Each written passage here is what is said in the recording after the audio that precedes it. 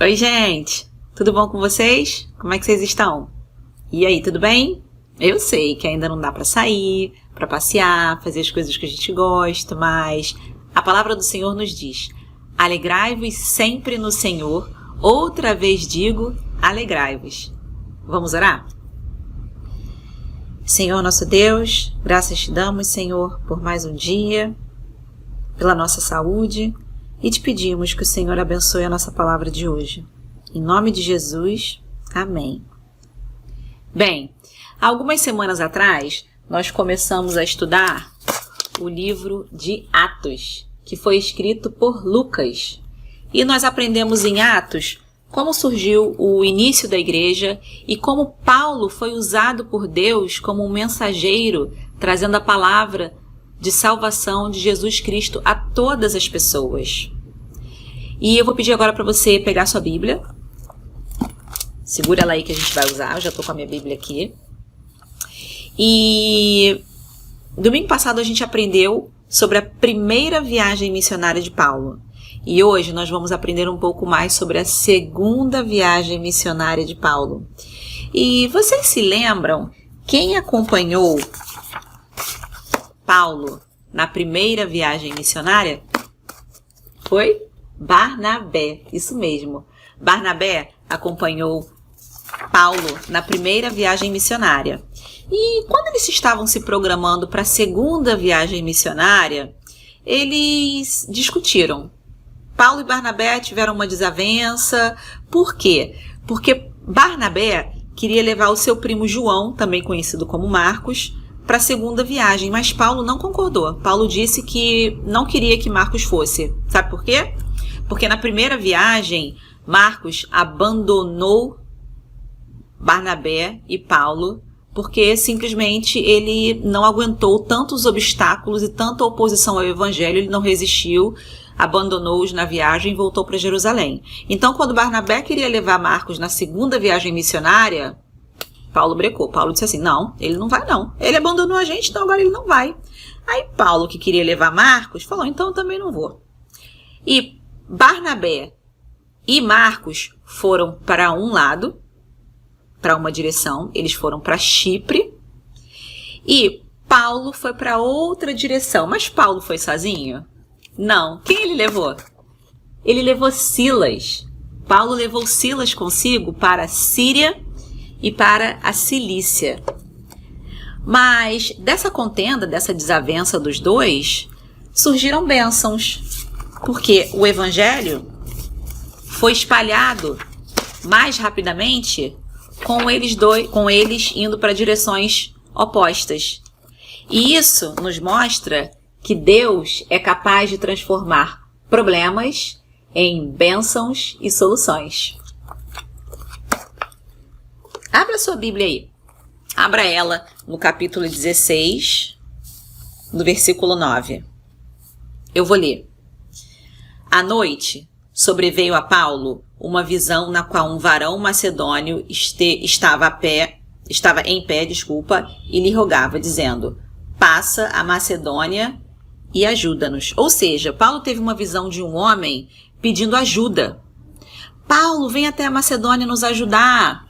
E Paulo, entendendo que aquela era mais uma mensagem de Deus, Paulo foi para a Macedônia. Para vocês terem uma noção, a Macedônia hoje é o território da Europa. E lá, Paulo e Silas pregavam o evangelho e muitas pessoas aceitavam Jesus ali. Muitas pessoas se convertiam ao evangelho. E um dia apareceu uma jovem feiticeira, adivinhadora. Esquisito isso, né? Uma mulher feiticeira e adivinhadora. Pois é. E essa mulher, ela era uma escrava, ou seja, ela tinha um dono. Ela não mandava na vida dela.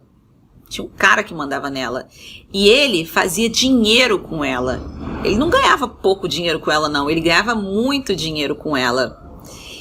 E essa feiticeira, essa adivinhadora, ela cismou com Paulo e Silas. Então, Paulo e Silas estavam pregando o evangelho para as pessoas e ela ficava atrás deles. E ela ficava repetindo: Estes homens são servos do Deus Altíssimo e vos anunciam o caminho da salvação. Estes homens são servos do Deus Altíssimo e anunciam o caminho da salvação. E ela não parava. Ela ficava repetindo isso dia e noite, por dias e mais dias. E embora fosse verdade o que ela estava falando, porque era verdade, aquilo foi incomodando Paulo.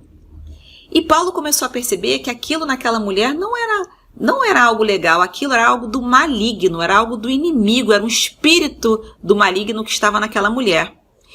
Então, um dia, Paulo chegou até ela e disse para o espírito que estava nela, e disse: em nome de Jesus Cristo eu te digo, retira-te dela. E na mesma hora o espírito saiu daquela mulher adivinhadora. E Paulo pregou o evangelho para aquela moça, para aquela jovem, ela era jovem, e ela aceitou Jesus Cristo como seu salvador e teve a vida dela transformada. Porém, os donos daquela mulher, lembram que eu disse que ela era uma escrava e ela tinha donos? Os donos dela não gostaram nada disso. Por 2 motivos. Primeiro, porque deixaram de ganhar dinheiro com ela, não é mesmo? E também não gostavam do que Paulo e Silas estavam fazendo. E eles resolveram levar o caso de Paulo e Silas ao juiz daquela época, dizendo que Paulo e Silas estavam perturbando a cidade, propagando costumes errados ao povo. E o que aconteceu?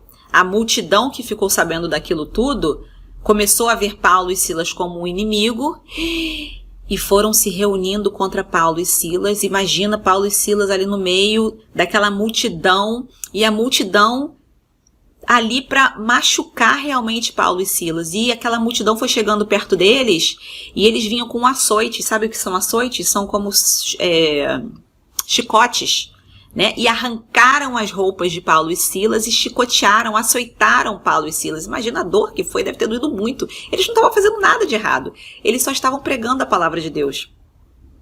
E eles apanharam muito e se machucaram muito. E então, depois disso, eles foram presos. Coitados. Paulo e Silas foram presos, foram castigados severamente, injustamente, porque eles não fizeram nada, eles só estavam pregando a palavra de Deus.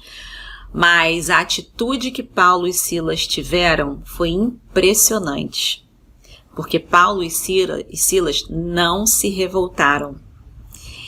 E o que aconteceu naquele dia, eu vou pedir para vocês lerem em Atos, capítulo 16, versículo 25. Vejam só. Paulo e Silas, eles eram tão cheios do Espírito Santo que olha o que eles fizeram. Vamos acompanhar? Por volta da meia-noite, Paulo e Silas oraram e cantavam louvores a Deus, e os demais companheiros de prisão o escutavam.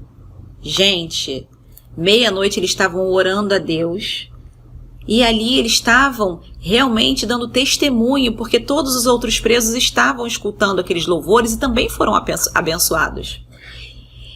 E o que aconteceu? E antes disso eu queria dizer para vocês, né? Olha que interessante.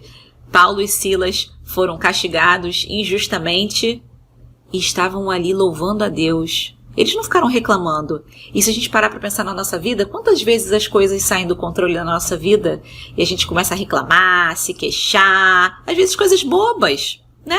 É o suficiente para a gente murmurar, fazer cara feia. E eles ali estavam adorando ao Senhor, orando e louvando ao Senhor. Olha que legal, que lindo. É um exemplo para a gente, né? A gente realmente tem que aprender com Paulo e Silas. E o que aconteceu ali? Vamos ler no versículo 26. De repente, sobreveio tamanho terremoto que sacudiu os alicerces da prisão, abriram-se todas as portas e soltaram-se as cadeias de todos. Gente, o que aconteceu ali foi que Deus enviou um terremoto para livrar Paulo e Silas, porque quando sacudiu tudo, foi quebrando tudo, os muros foram se quebrando e as portas foram abrindo. Então todos os presos acabaram ficando livres, não só Paulo e Silas, né? Quando o carcereiro viu aquilo, o carcereiro é quem tem que tomar conta dos presos, não pode deixar eles fugirem. Quando o carcereiro viu aquilo, ele entrou em pânico, falou: meu Deus, eu vou pagar minha vida com isso, eu vou morrer. vão acabar com a minha vida, então antes que me matem, eu vou me matar. Ele pegou uma espada e já ia enfiando a espada nele mesmo. Quando Paulo viu aquilo, vamos lá acompanhar? Quando Paulo viu aquilo, versículo 28, Paulo bradou em alta voz: não te faças nenhum mal, que todos aqui estamos. Paulo e Silas tinham a oportunidade de fugir. Eles tinham a oportunidade de sair correndo, de escapar da prisão. Mas por amor ao carcereiro, que provavelmente tinha sido bastante rude com eles, grosso, deve ter empurrado, machucado eles, mas por amor ao carcereiro, eles ficaram ali e impediram que o carcereiro enfiasse a espada nele próprio. E Paulo e Silas escolheram ficar por 2 motivos. 1, para que o carcereiro não fizesse mal a si mesmo, e 2, para que o carcereiro conhecesse a Jesus e tivesse a sua vida também transformada por ele. Né? Agora a gente vai ler o versículo 29, 30 e 31. Então, o carcereiro, tendo pedido uma luz, entrou precipitadamente e, trêmulo, prostrou-se diante de Paulo e Silas. Depois, trazendo-os para fora, disse: Senhores, que devo fazer para que seja salvo? E responderam-lhe: crê no Senhor Jesus e serás salvo, tu e tua casa. Gente, o que Paulo e Silas fizeram com o carcereiro nos mostra um sentimento profundo de amor e compaixão. E, na verdade, isso que eles fizeram pelo carcereiro fala muito mais alto até mesmo do que o sermão que Paulo pregava, né? E dessa maneira, o carcereiro foi convertido e também batizado, e ele foi abençoado, e não só ele, toda a sua casa, toda a sua família, né? E que a nossa atitude possa ser assim como a de Paulo, que a nossa atitude possa fazer a diferença na vida das pessoas. São Francisco de Assis tem uma frase que eu gosto muito, que é: pregue o evangelho e, se necessário for, use palavras. Beijo, pessoal. Tchau, tchau.